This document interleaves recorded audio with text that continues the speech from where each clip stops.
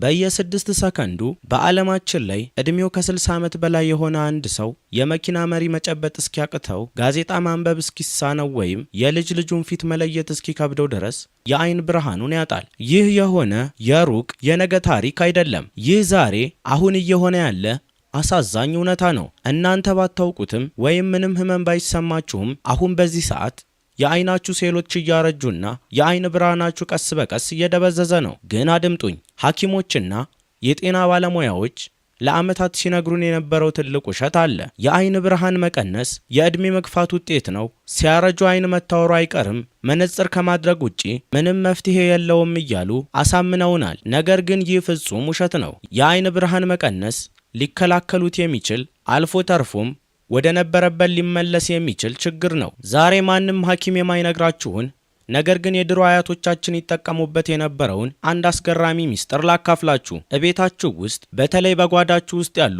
የተለመዱ የዕለት ተዕለት ቅመሞች አሉ። እነዚህ ቅመሞች የአይናችሁን ብርሃን ከመጠበቅ አልፈው ከአይናችሁ ጀርባ ያሉትን የተጎዱ ሴሎች ዳግም የመጠገንና የማዳን አስገራሚ አቅም አላቸው። አብዛኛዎቹ የአይን ሐኪሞች ስለ እነዚህ ቅመሞች ሰምተውም አያውቁም። ከዚህ በላይ የሚያስገርመው ደግሞ እነዚህን ቅመሞች በትክክል መጠቀም ስትጀምሩ ለውጡን በወራት ሳይሆን በ48 ሰዓታት ውስጥ ብቻ ታዩታላችሁ። አዎ፣ በ2 ቀናት ውስጥ ቀለማት ደምቀውና አሸብርቀው መታየት ይጀምራሉ። በስልካችሁ ላይ የምታነቧቸው ትናንሽ ፊደላት ፍንትው ብለው ይታያችኋል። ያ ለዓመታት አይኔ ደክሞ ነው እያላችሁ ስታማረሩበት የነበረው ጭጋግ በአንዴ ይገፈፋል። ዛሬ እጅግ ዝቅተኛ ውጤት ካለው ጀምረን በዓለማችን ላይ ቁጥር 1 የአይን ጠባቂ ወደ ሆነው ተአምረኛው ቅመም አብረን እንጓዛለን። እነዚህን 8 የአይን ብርሃን መመለሻ ሚስጥሮች የትኞቹ ናቸው? የትኞቹስ የገንዘብ ብክነት ናቸው? እስከ መጨረሻው አብራችሁኝ ቆዩ። ወደዚህ ህይወት ቀያሪ ሚስጥር ከመግባታችን በፊት ግን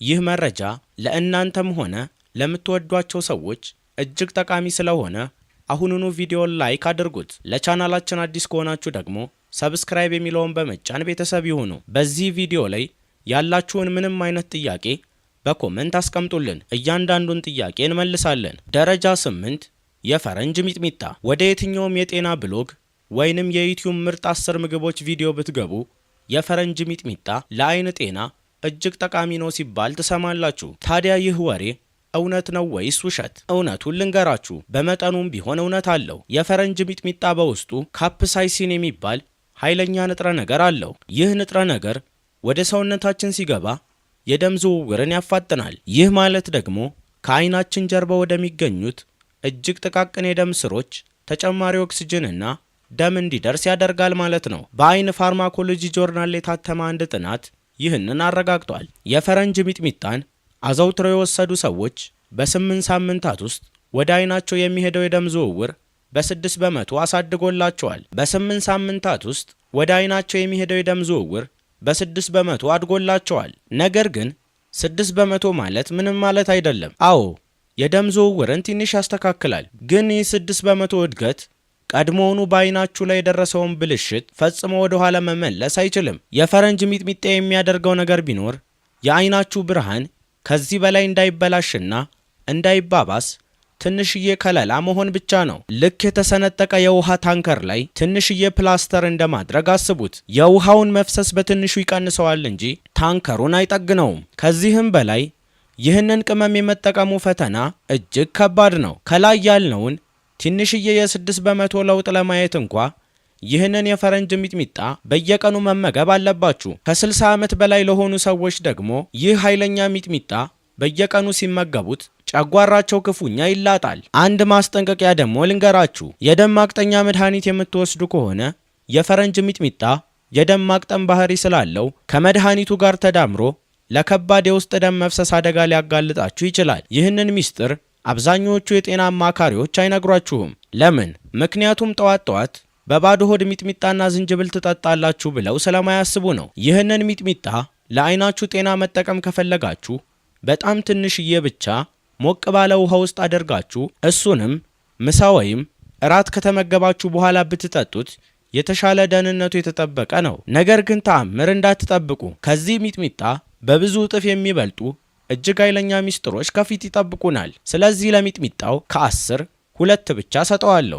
እስኪ አንድ እውነት ላስታውሳችሁ። ወደ የትኛውም የባህል ሕክምና ወይም የጤና ቻናል ብትገቡ አንድ ነገር ሳይነግሯችሁ አያልፉም። ዝንጅብልና የሎሚ ልጣጭ ለሁሉም ነገር ፍቱን መድኃኒት ነው ይሏችኋል። ደረጃ 7 ዝንጅብልና የሎሚ ልጣጭ። እውነት እንነጋገር ከተባለ ዝንጅብል ለጨጓራችንና ለምግብ መፈጨት ስርዓታችን ምርጥ ጓደኛ ነው። በውስጡ ያሉት የዝንጀሮል ውህዶች የሰውነት ብግነትን በማስታገስ ወደር አይገኝላቸውም። የሎሚ ልጣጭም በቫይታሚን ሲ እና ፍላቮኖይድስ የተሞላ ነው። ለበሽታ መከላከል አቅማችንም ትልቅ ግብአት ነው። ግን ቆም ብለን እናስብ። እኛ እያወራን ያለነው ስለ ሆድ ዕቃ አይደለም፣ ስለ አይናችን ብርሃን ነው። ዝንጅብልና ሎሚ የአይን ብርሃንን ከመመለስ አኳያ ምን ያህል አስተዋጽኦ አላቸው? በሞሌኪውላር ቪዥን ጆርናል ላይ የወጣ አንድ ጥናት ይህንን ጉዳይ አጥንቶታል። የዝንጅብል ውህዶችን የተጠቀሙ ሰዎች በአይናቸው ሪቲና ወይም የብርሃን መቀበያ ገለፈት ላይ ያለውን ቆጣት ምልክት የቀነሱት በ12 በመቶ ብቻ ነው። 12 በመቶ ለውጥ ለአጠቃላይ ጤናችን መጥፎ አይደለም። ነገር ግን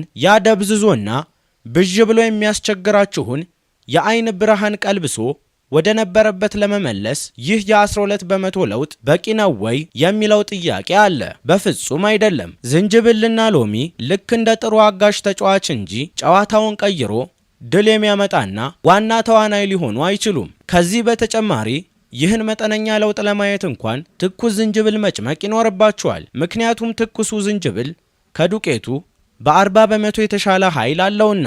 ለአይን ብርሃን መመለስ ስንመዝነው ይህ ውህድ ከ10 የምሰጠው 3 ብቻ ነው። ምክንያቱም ውጤቱ በጣም ዘግይቶ የሚታይና አነስተኛ ነው። ደረጃ 6 የከሙን ፍሬ። አሁን ደግሞ ወደ እውነተኛው የአይን ሕክምና መግባት ጀምረናል። በሀገራችን ከሙን በሚባል የሚታወቀው በኩሽናችን ውስጥ ከሚገኙ ቅመሞች ሁሉ ለየት ያለ ባህሪ አለው። ብዙዎቻችን ይህንን ቅመም የምንጠቀመው ለሻይ ማጣፈጫ ወይም ለወጥ ማጣፈጫነት ብቻ ነው። ነገር ግን የከሙን ፍሬ በውስጡ አኔቶል የሚባል እጅግ ወሳኝ ውህድ አለው። ይህ አኔቶል ከቫይታሚን ሲ እና ከፖታሲየም ጋር ሲዋሃድ አንድ አስደናቂ ሥራ ይሰራል። በአይናችን ኳስ ውስጥ ያለውን የፈሳሽ ግፊት ይቀንሳል። ይህ የአይን ግፊት ነው እንግዲህ ለግላኮማ አደጋ የሚያጋልጠንና የአይን ነርቮቻችንን ቀስ በቀስ የሚገለው። በህንድ የአይን ጆርናል ላይ የታተመ ጥናት እንደሚያሳየው የከሙን ፍሬ ውህድ የተጠቀሙ ሰዎች በ8 ሳምንታት ውስጥ ብቻ የአይናቸው የጭንቀት መጠን በ18 በመቶ ቀንሰውታል። የአይናችን ሬቲና ለከሙን ጸረ ኦክሲደንቶች በጣም ፈጣን ምላሽ የሚሰጥ አካል ነው። ግን እዚህ ጋር መጠንቀቅ ያለብን ነገር ምንድን ነው? ከሙን በተፈጥሮው ኢስትሮጀነቲክ ነው። ይህ ማለት በሰውነታችን ውስጥ ልክ እንደ ሴትነት ሆርሞን ወይም ኤስትሮጂን ሆኖ ይሰራል ማለት ነው። ስለዚህ ከኤስትሮጂን ጋር የተያያዘ የጤና ችግር ላለባቸው እናቶች ወይንም የፕሮስቴት እጢ ህመም ላለባቸው አባቶች ከሙንን በብዛትና በየቀኑ መውሰድ የሆርሞን መዛባት ሊያመጣባቸው ይችላል። ይህ ከባድ ማስጠንቀቂያ አብዛኛዎቹ የጤና አማካሪዎች በፍጹም አይነግሯችሁም። ሌላው የከሙን ፈተና ደግሞ ጣዕሙ ልክ እንደ አኒስ ስለሚጣፍጥ አንዳንድ ሰዎች ይወዱታል፣ ብዙዎች ግን ቶሎ ይሰለቹታል። እንዲሁም ከሙንን ዝም ብሎ በሻይ ውስጥ ጨምሮ መዋጥ ምንም አይጠቅምም። የከሙን ፍሬ ውጫዊ ቅርፊት በጣም ጠንካራ ስለሆነ ጨጓራችን ያንን ቅርፊት ሰብሮ ውስጡ ያለውን መድኃኒት ወይም አኔቶልን መዋጥ አይችልም። መፍትሄው ከሙኑን ከመጠቀማችሁ በፊት በደንብ መፍጨት ወይም መውቀጥ ግዴታ ነው። አጠቃቀሙ አንድ የሻይ ማንኪያ በደንብ የተወቀጠ ከሙን ሞቅ ባለ ውሃ ውስጥ ለ8 ደቂቃ ዘፍዝፋችሁ ምግብ ከመብላታችሁ 30 ደቂቃ በፊት መጠጣት። ይህ ለአይን ግፊት ጥሩ ቢሆንም ከዚህ በብዙ እጥፍ የሚበልጡና ኃይለኛ የሆኑ አማራጮች ከፊታችን ስላሉ ለከሙን የምንሰጠው ውጤት ከ10 4 ነው። ይሰራል፣ ግን የራሱ የሆኑ መሰናክሎች አሉት። ደረጃ 5 የፈረንጅ በርበሬ፣ ቁንዶ በርበሬና የወይራ ዘይት ውህድ። ይህኛው ውህድ አብዛኛውን ሰው በጣም ያስገርማል። የፈረንጅ በርበሬ ለአይን ብላችሁ ትጠይቁ ይሆናል። አዎ፣ ፓፕሪካ እውነተኛና ህጋዊ የአይን ብርሃን ነው፣ ግን ማንም ሰው ስለሱ አያወራም። እስኪ ሳይንሱን እንመልከት። ፓፕሪካን በተለይም የሃንጋሪው ጣፋጭ ፓፕሪካን በዓለማችን ላይ ዚአዛይቲን የተባለውን ንጥረ ነገር በከፍተኛ መጠን ከያዙ ቅመሞች አንዱ ነው። ዚአዛይቲን ምንድን ነው? በአይናችን ውስጥ ብርሃን ተቀብሎ ወደ ምስል በሚቀይረው ማኩላ ክፍል ላይ በተፈጥሮ ከሚገኙት ሁለት ጠባቂ ኬሚካሎች አንዱ ነው። የአይናችን ማኩላ ልክ እንደ ፀሐይ መነጽር ሆኖ ከሚጎዱን ብርሃኖች የሚከላከል የውስጥ መከላከያ ነው። በአይን ሳይንስ ምርምር ጆርናል ላይ የወጣ ጥናት እንዳረጋገጠው ይህንን ዚአዛንቲን የተባለ ንጥረ ነገር አዘውትረው የወሰዱ ሰዎች በ12 ሳምንታት ወይም በ3 ወር ውስጥ የአይናቸው ማኩላ ጥግግት በ22 በመቶ አድጓል። ግን እዚህ ጋር ነው ትልቁ ሚስጥር ያለው። አብዛኛዎቹ የጤና ቪዲዮዎች ፓፕሪካ ብሉ ብለው ብቻ ይነግሯችኋል። እውነታው ግን ይህ ዚአዛንቲን የተባለው ንጥረ ነገር በውሃ ውስጥ አይሟሟም። ይህ ማለት ፓፕሪካውን ዝም ብላችሁ በውሃ ብትጠጡት ወይም በባዶ ሆዳችሁ ብትበሉት ሰውነታችሁ አንድም ጠብታ ሳይመጥ ዝም ብሎ በሽንት መልክ ባክኖ ይቀራል። ለዚህ ነው ይህንን ውህድ ስንሰራ አንደኛ የፓፕሪካውን ዚአዛንቲን ወደ ደም ስራችን መግባት እንዲችል ለማድረግ የወይራ ዘይት ወይም እንደ ፋት ወይም ስብ እንጠቀማለን። የወይራ ዘይቱ ዚአዛንቲኑን አቅፎ ወደ አይናችን ያጓጉዘዋል። ሁለተኛ የፓፕሪካውን መድኃኒትነት በ2000 በመቶ ለማሳደግ ቁንዶ በርበሬ እንጨምራለን። የቁንዶ በርበሬው ፒፕሪን ንጥረ ነገር ሰውነታችን ቅመሙን እንዲመጥ በሩን ወለል አድርጎ ይከፍትለታል። ይህንን ውህድ ስትጠቀሙ በአይናችሁ ላይ የሚታየው ለውጥ አስገራሚ ነው። ከጨለማ ወደ ብርሃን ስትወጡ አይናችሁ በቶሎ ይላመዳል። ግንባራችሁ አካባቢና ከቆዳችሁ ጀርባ ይሰማችሁ የነበረው ያ የድካምና የቁርጥማት ስሜት ቀስ ብሎ ይጠፋል። አጠቃቀሙ ግማሽ የሻይ ማንኪያ ፓፕሪካ ከትንሽ ቁንዶ በርበሬና ከወይራ ዘይት ጋር ቀላቅሎ በምትበሉት እንቁላል፣ አቮካዶ ወይም ማንኛውም ጤናማ ስብ ባለው ምግብ ላይ ነስንሳችሁ መመገብ ነው። አንድ ማስጠንቀቂያ፣ ይህንን ውህድ በፍጹም በእሳት ላይ አታብስሉት። እሳቱ የፓፕሪካውን ዚአዛንቲን በሰከንዶች ውስጥ ገድሎ ያጠፈዋል። ከበሰለ በኋላ ምግቡ ላይ ነስንሶ መመገብ ትክክለኛው አጠቃቀም ነው። ይህ ውህድ በትክክል ከተዘጋጀ ለአይን ብርሃን እጅግ ጠቃሚ ስለሆነ ውጤቱን ከ10 6 እንሰጠዋለን። እሺ አሁን የምነግራችሁ ነገር ማንም ሰው ስለሱ አያወራም በጭራሽ። ደረጃ 4 ቀረፋ እና ጥሬ ማር። ይህ ውህድ ለአይን ጤና እጅግ በጣም ከተናቁና ከተረሱ የተፈጥሮ ስጦታዎች አንዱ ነው። ለምን? እስኪ ስለ አይናችሁ ሬቲና አንድ አስገራሚ እውነት ልንገራችሁ። ሬቲና ማለት በአይናችሁ ጀርባ የሚገኘውና ብርሃንን ወደ ምስል የሚቀይረው ረቂቅ ክፍል ነው። ይህች ትንሽዬ የሬቲና ቲሹ በሰውነታችሁ ውስጥ ካሉት አካላት ሁሉ በበለጠ ፍጥነት ስኳርን አቃጥላ ወደ ጉልበትነት የምትቀይር ሞተር ናት። አዎ አይናችሁ አእምሯችሁ ከሚጠቀመው ስኳር በበለጠ ፍጥነት ስኳርን ይጠቀማል። ታዲያ ችግሩ የት ላይ ነው? በደማችሁ ውስጥ ያለው የስኳር መጠን ድንገት ሲያሻቅብና ሲያሽቆለቁል ያቺ ምስኪን ሬቲናችሁ ላይ የሚደርሰውን ጥፋት አስቡት። የአይናችሁን ሴሎች የሚመግቡት እነዚያ እጅግ ጥቃቅን የደም ስሮች ከውስጥ ወደ ውጭ ይቦጫጨቃሉ። ይህ ነው እንግዲህ ለአይን ብዥታ፣ ለስኳር በሽታ፣ የአይን መታወርና ከምሳ በኋላ ለሚያጋጥማ የአይን መድከም ዋናው ምክንያት። እዚህ ጋር የሲሎን ቀረፋ አዳኝ ሆኖ ይመጣል። የሲሎን ቀረፋ የደም ስኳርን በማረጋጋትና ሬቲናችሁን ከዚህ የስኳር መዶሻ በመጠበቅ በሚያስደነግጥ ብቃት ይሰራል። በስኳር ህመም እንክብካቤ ጆርናል የታተመ አንድ ጥናት ይህንን አረጋግጧል። በቀን ግማሽ የሻይ ማንኪያ የሲሎን ቀረፋ ብቻ የወሰዱ ሰዎች በ60 ቀናት ወይም በ2 ወር ውስጥ ብቻ የጠዋት የደም ስኳራቸውን በ29 በመቶ ቀንሰውታል። 29 በመቶ! ይህ ማለት አይናችሁ በመካከል ከሚደርስበት የስኳር ዱላ አረፈ ማለት ነው። ይህ ውህድ ለውጡን እጅግ በፍጥነት ያሳያል። የመጀመሪያው ሳምንት ላይ ያ ሁሌ ከምሳ በኋላ የሚጠብቃችሁ የአይን ብዥታ እንደ ጉም ተገፎ ይጠፋል። ጣፋጭ ነገር ከበላችሁ በኋላ በአይናችሁ ላይ የሚንሳፈፉትና የአይን ብርሃን መዋዠቅ ሙሉ በሙሉ ይቆማል። የኃይል መውደቅና መነሳት ይስተካከላል። ግን እዚህ ጋር ማሩን ለምን ጨመርን? ጥሬ ማር በውስጡ ሃይድሮጅን ፐሮክሳይድ እና ቢዲፌንሲን የሚባሉ ጸረ ባክቴሪያ ውህዶች አሉት። እነዚህ ውህዶች በአይናችሁ ጀርባ በጸጥታ የሚካሄደውን ዝቅተኛ የኢንፌክሽንና የመቆጣት አደጋ ያጠፉታል። አሰራሩ እጅግ በጣም ቀላልና ርካሽ ነው። ሩብ የሻይ ማንኪያ እውነተኛ የሲሎን ቀረፋ ዱቄት ወስዳችሁ ከአንድ የሻይ ማንኪያ ንጹህ ጥሬ ማር ጋር ቀላቅላችሁ በጠዋቱ መመገብ ነው። አንድ ጥንቃቄ ላሳስባችሁ፣ የስኳር በሽታ መድኃኒት የምትወስዱ ከሆነ ይህ የቀረፋ ውህድ የደም ስኳራችሁን ከልክ በላይ ወደ ታች ሊያደርገው ስለሚችል ሐኪማችሁን ማማከር ግዴታ ነው። ከዚህም በላይ ርካሹን የካሲያ ቀረፋ ሳይሆን ውዱን የሲሎን ቀረፋ መጠቀማችሁን አረጋግጡ። ይህ የቀረፋና የማር ውህድ ዋጋው ርካሽ፣ ኃይለኛና ፈጣን በመሆኑ ውጤቱን ከ10 8 ሰጠዋለሁ። ደረጃ 3 የሳፍሮንና የሞቀ ውሃ ውህድ። እሺ አሁን ደግሞ ወደ ዓለማችን ውድ ግን አቻ ወደ ሌለው የአይን ብርሃን ጠባቂ ቅመም ደርሰናል። ስለ ሳፍሮን ሰምታችሁ ታውቃላችሁ? ሳፍሮን በዓለማችን ላይ ክሮሲንና ክሮሴቲን የተባሉትን ሁለት እጅግ ብርቅዬ ውህዶች በከፍተኛ መጠን ከያዙ ተፈጥሯዊ ምንጮች አንዱና ዋነኛው ነው። እነዚህ ሁለት ውህዶች ምን ያደርጋሉ? አብዛኛዎቹ የጤና ቪዲዮዎች የማይነግሯችሁ ትልቁ የሳይንስ ሚስጥር ይህ ነው። በሰውነታችሁ ውስጥ የደምና የሬቲና ግድግዳ የሚባል ጥብቅ ጥበቃ ያለው አጥር አለ። ይህ አጥር አብዛኛውን ጊዜ መድኃኒትና ጸረ ኦክሲደንት ወደ አይናችን ሴሎች እንዳይገቡ ይከላከላል። ነገር ግን የሳፍሮን ክሮሲንና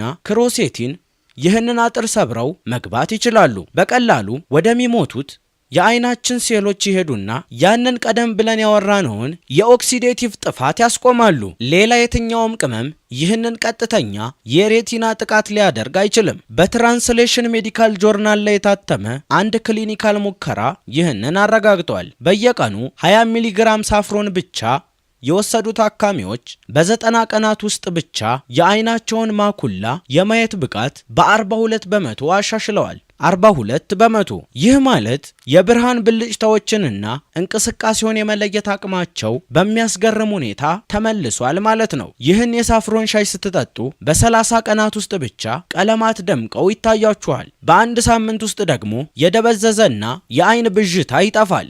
በ2 ሳምንት ውስጥ ማታ ላይ መኪና ስትነዱ የሚያንጸባርቀው መብራት መረበሹን ያቆማል። በትንሽ ብርሃን እንኳን በስልካችሁ ላይ ያሉትን ጽሑፎች ያለ መነጽር ማንበብ ትጀምራላችሁ።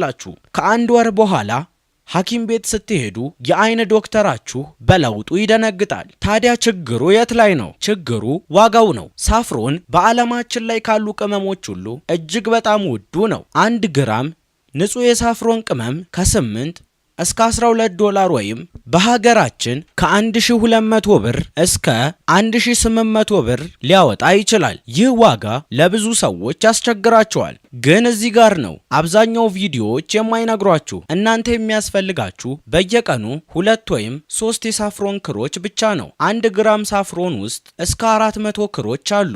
ይህ ማለት አንድ ጊዜ የገዛችሁት 1 ግራም ሳፍሮን ቢያንስ ለ5 ወራት ያህል ይበቃችኋል። አሰራሩ 2 ወይም 3 የሳፍሮን ክሮች በግማሽ ብርጭቆ ሞቅ ባለ ውሃ ውስጥ ለ5 ደቂቃ ዘፍዝፉት። አስታውሱ፣ ውሃው የፈላ መሆን የለበትም። ፈልቶ ከበረደ በኋላ የፈላው ውሃ የሳፍሮኑን ክሮሲን በሰከንዶች ያጠፈዋል። ይህንን የሳፍሮን ውሃ በየጠዋቱ በባዶ ሆድ ጠጡት። ይህ የሳፍሮን መጠጥ ምንም እንኳን ለብዙ ሰው በቀላሉ ላይገኝ ቢችልም ከየትኛውም የአይን መድኃኒት በተሻለ ስለሚሰራ ውጤቱን ከ10 9 ሰጠዋለሁ። ደረጃ 2 የተደቆሰ ነጭ ሽንኩርትና ጥሬ ማር። ነጭ ሽንኩርት ለአይን ብላችሁ ትጠይቃላችሁ? አዎ ለአይን። እናም ደግሞ ዝም ብሎ ለአይን አይደለም። በተለይ እድሜያቸው ከ50 ዓመት በላይ ለሆኑ ሰዎች በብዛት ለሚያጋጥማቸው የአይን ሞራና ለአይን ግፊት አቻ የሌለው የተፈጥሮ ፈውስ ነው። ሳይንሱን ላስረዳችሁ። የአይን ሞራ የሚፈጠረው እንዴት ነው? በአይናችን ሌንስ ውስጥ ያሉ ፕሮቲኖች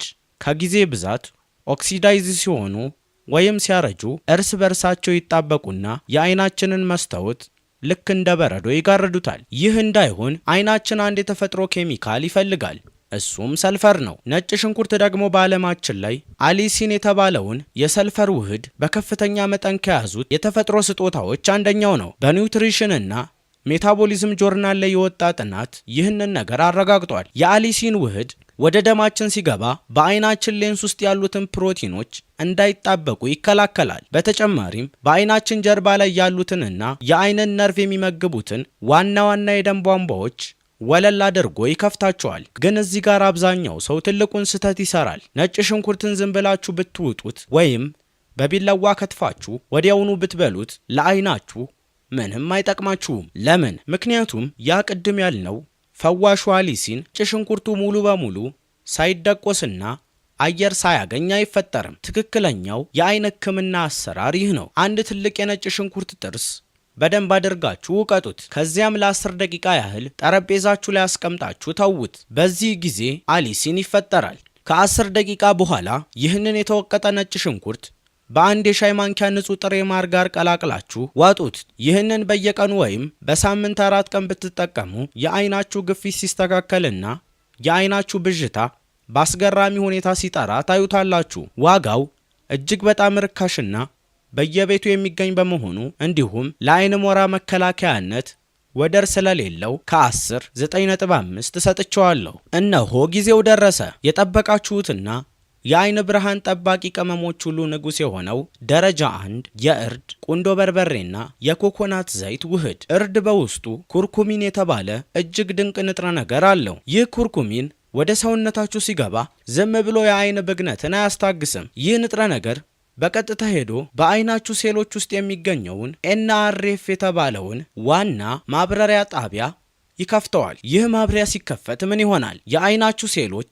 ራሳቸውን በራሳቸው ያንን ግሉታታዮን የተባለውን ዋናውን የአይን ጠባቂ ጋሻ ማምረት ይጀምራሉ። ማለትም ከውስጥ ወደ ውጭ ራሳቸውን መጠገን ይጀምራሉ። በኒውትሪሽን ጆርናል ላይ የወጣ አንድ ጥናት እንደሚያሳየው በቀላሉ ሊመጠጥ የሚችል ኩርኩሚን የተጠቀሙ ሰዎች በ8 ሳምንታት ውስጥ ብቻ የአይናቸውን የማየት ብቃትና ጥራት በ38 በመቶ አሻሽለዋል። እንደተለመደው እዚህ ጋር አብዛኛው ሰው ይሳሳታል። እርድን ዝም ብላችሁ በውሃ ብትጠጡት ምንም አያረግላችሁም። ለምን? ምክንያቱም ጉበታችሁ 95 በመቶ የሚሆነውን የእርዱን ኩርኩሚን ገና ወደ ደማችሁ ሳይቀላቀል አባክኖ በሽንት ቤት ያስወጣዋል። ስለዚህ ይህንን ውህድ ስትሰሩ 3 ነገሮች አንድ ላይ መሆን አለባቸው። አንደኛ እርድ፣ ሁለተኛ ቁንዶ በርበሬ። በውስጡ ያለው ፒፕሪን የጉበታችንን ማባከን በማገድ የእርዱን መድኃኒትነት ወደ ደም መግባት አቅም በ2000 በመቶ ያሳድገዋል። ሶስተኛ የኮኮናት ዘይት። ኩርኩሚን በውሃ አይሟሟም። የኮኮናት ዘይቱ እርዱን አቅፎ የአይናችን ሬቲና ውስጥ ይወስደዋል። ይህንን የሶስትዮሽ ጥምረት ስትጠቀሙ መፍትሄው ፈጣንና ዘላቂ ይሆናል። አዘገጃጀቱ 1 የሻይ ማንኪያ ንጹህ የእርዱ ዱቄት በጣታችሁ ቆንጠር አድርጋችሁ ትንሽ ቁንዶ በርበሬና 1 የሻይ ማንኪያ የኮኮናት ዘይት ቀላቅላችሁ ከምግባችሁ ጋር አብራችሁ ተመገቡት። ጣዕሙ ትንሽ ኃይለኛና የቅመም ባህሪ አለው። አብዛኛው ሰው ጣዕሙ ባይመቸውም የአይን ብርሃኑን ለመመለስ ሲል ግን በደስታ ይታገሰዋል። አንድ ትልቅ ጥንቃቄ ግን ላሳስባችሁ፣ እርድ ደም የማቅጠን ባህሪ አለው። ስለዚህም የደም ማቅጠኛ መድኃኒት የምትወስዱ ከሆነ ወይም የደም መፍሰስ ችግር ካለባችሁ ይህ ውህድ የደም መርጋት ጊዜያችሁን ሊያዘገየው ስለሚችል ሐኪማችሁን ማማከር ግዴታ ነው። ሌላው ነገር እርድ ሰገራችሁን ትንሽዬ ወደ ቢጫነት ሊቀይረው ይችላል። አትደንግጡ። ይህ ኩርኩሚን ሰውነታችሁ ውስጥ እየሰራ መሆኑን የሚያሳይ ምልክት እንጂ በሽታ አይደለም። ከዚህ ውጭ ግን አብዛኛው በአይን ብዥታ የሚሰቃይ ሰው ሁሉ ሊጠጣው የሚገባ ቁጥር 1 ከ10 ውጤት ያገኘ እጅግ ኃይለኛ ርካሽና በሳይንስ የተረጋገጠ ውህድ ነው። ውድ ቤተሰቦቼ፣ ለዓመታት የአይን ብርሃን መቀነስ የዕድሜ መግፋት ውጤት ነው፣ ምንም ማድረግ አይቻልም ሲባል የኖር ነው ትልቅ ውሸት ነው። ይህ ሊስተካከል የሚችልና ወደ ነበረበት ሊመለስ የሚችል የተፈጥሮ ሂደት ነው። ግን እኛ ያደረግነው ምንድን ነው? የጥንት አያቶቻችን ይጠቀሙባቸው የነበሩ የተፈጥሮ ቅመሞችን ትተን በኬሚካል የታጨቁና በፋብሪካ የተዘጋጁ ምግቦችን እንበላለን። የአይናችን ሬቲና ለዓመታት ተርቧል። ሁሌም እንደምለው እናንተ አልተበላሻችሁም፣ የተበላሸው አመጋገባችሁ ነው። ስለዚህ ዛሬ ማታ አንድ ፈተና ልስጣችሁ። ከነገ ጠዋት ጀምሮ ይህንን የእይታ ማጎልበቻ የጠዋት ሻይ መጠጣት ጀምሩ። 2 የሳፍሮን ክሮች፣ ሩብ የሻይ ማንኪያ እርድ፣ ትንሽ ቆንጥራችሁ ቁንዶ በርበሬ፣ ትንሽ ቁንጥጥ የሲሎን ቀረፋ። እነዚህን ሞቅ ባለ ውሃ ውስጥ አደርጋችሁ ለ30 ተከታታይ ቀናት ወይም ለ1 ወር በባዶ ሆድ ጠጡት። ዛሬ ላይ ያላችሁን የአይን ብዥታ፣ በምታነቡበት ጊዜ የሚሰማችሁን የአይን ቁርጥማት፣ ማታ መኪና ስትነዱ ያለውን ጭጋግ በወረቀት ላይ ጻፉትና አስቀምጡት። ከ30 ቀን በኋላ ደግሞ ያለውን አስገራሚ ለውጥ አስተውሉ። ያ ጠዋት የሚያጋጥማችሁ የአይን ብዥታ እንደ ጉም ተገፎ ይጠፋል። ቀለማት ደምቀው ይታያችኋል። በትንሽ ብርሃን እንኳን በስልካችሁ ላይ ያሉትን ጽሑፎች ማንበብ ትጀምራላችሁ። ከወር በኋላ ሐኪም ቤት ስትሄዱ ደግሞ የአይን ዶክተራችሁ በለውጡ ይደነግጣል። አይን በራሱ ጊዜ አያድግም። እርምጃ መውሰድና ትክክለኛውን ምግብ መስጠት ያለባችሁ እናንተ ናችሁ። እንደዚህ አይነት በሳይንስ የተረጋገጡ የህይወት አድን የጤና መረጃዎችን ሁሌም እንዳደርሳችሁ ሰብስክራይብ የሚለውን ቁልፍ ተጭናችሁ የደወል ምልክቷን አብሯት። ከእነዚህ የተፈጥሮ ሚስጥሮች ውስጥ የትኛውን ዛሬ ማታ ለመሞከር ወሰናችሁ? ኮሜንት ላይ ጻፉልኝና እንወያይ። ብሩህ የአይን ጤናና ሰላም ለቤታችሁ ተመኘው። በሚቀጥለው ቪዲዮ እስክንገናኝ ቸር ያቆየን።